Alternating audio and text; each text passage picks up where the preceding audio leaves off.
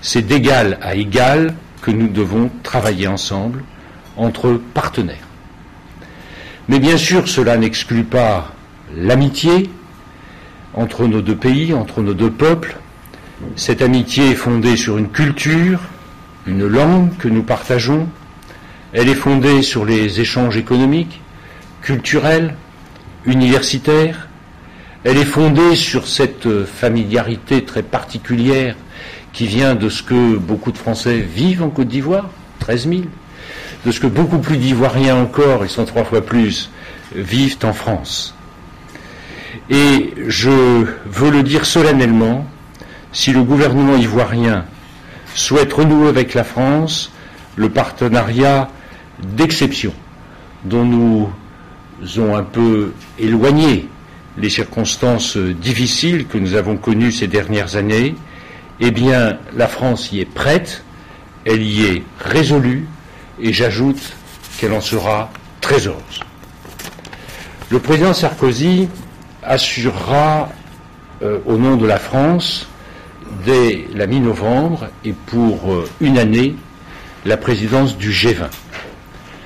Durant cette présidence, il a la ferme volonté de se battre pour l'Afrique. Il veut se battre pour qu'elle ait une juste place dans la gouvernance mondiale.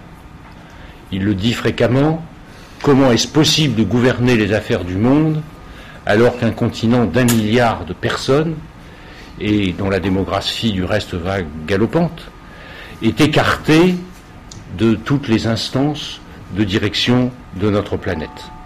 Il va se battre aussi pour une meilleure régulation du prix des matières premières, qui est un problème présent à l'esprit de beaucoup en Afrique.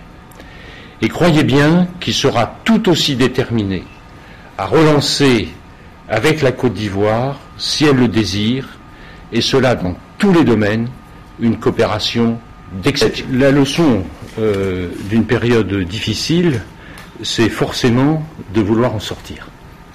Et à cet égard, je le disais, j'ai constaté avec monsieur l'ambassadeur, avec André Parent, qui est le conseiller diplomatique du président en charge de l'Afrique, une réelle unanimité chez tous nos interlocuteurs, les principaux candidats à l'élection à venir, et par conséquent les principaux responsables de la vie politique de ce pays, ainsi que chez le Premier ministre, M. Soro, une volonté clairement affirmée d'aller à une élection.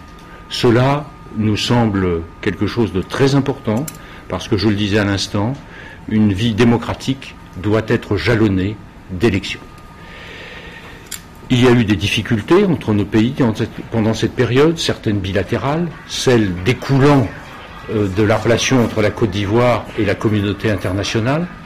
Ce que nous voulons ardemment, ce que nous voulons amicalement, c'est surmonter cette période et vraiment entrer avec la Côte d'Ivoire, et je dirais même entrer entre les deux peuples, français et ivoiriens, dans une période de coopération renforcée, dans une période de coopération ressourcée, renouvelée, pour le plus grand bien de tous. Une page nouvelle est en train de s'ouvrir avec cette élection. Je le répète, la France n'a aucun candidat, n'a aucun favori. Il était donc important que je ne vienne pas trop près des élections. Vous savez mieux que moi que la campagne officielle ne s'ouvrira que dans une quinzaine de jours. Mais en même temps, il nous semblait important, par cette visite, de reconnaître la volonté du peuple ivoirien et la volonté des responsables politiques ivoiriens de tenir cette élection.